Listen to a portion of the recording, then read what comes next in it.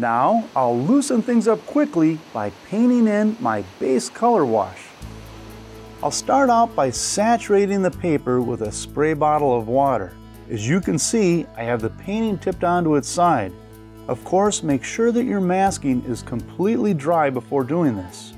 Then I'll pick up a fairly rich mix of Cobalt Blue, meaning not too watery. And with my 2-inch flat brush, I'll work it into the tree foliage area.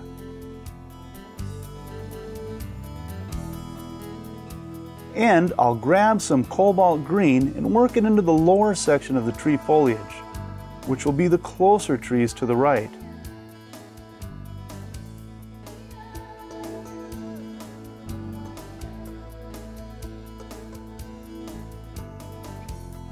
I'll work it up a bit into the Cobalt Blue, letting them blend on the wet paper.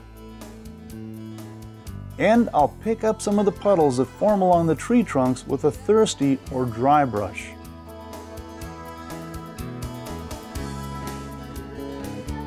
I'll wipe off some of the excess paint from the edge, then give this area a sprinkle of table salt to promote texture.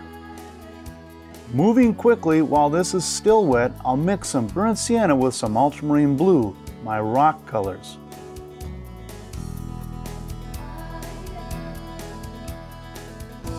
And varying between those two colors, I'll apply my base rock colors. A little more burnt sienna here, a little more ultramarine blue there. The steep tilt angle promotes color blending.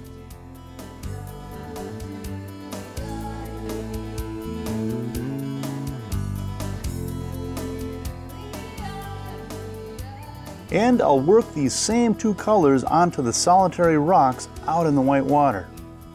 Then I'll give the foreground rocks another shot of water before I paint them. Same two colors, just a little lighter, mixed with a little more water. I don't want these rocks as dark as the background rocks. Again, I'll vary between the two colors. I don't want a boring solid brown base. I want some variance to make it more interesting. Then I'll add some salt. I like to wipe up the excess from the borders so that these drops don't find their way back onto the drying painting. Also, I like to pick up the puddles with a thirsty brush for the same reason. I missed a few rocks here.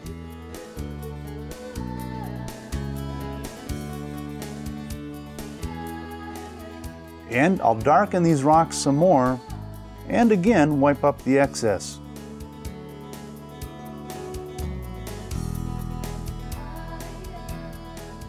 Now this is hard to quantify, but when the painting is nearly mid-dry and the color is somewhat stable from running, I'll tilt it back into its normal position. I'll continue to pick up the excess puddles.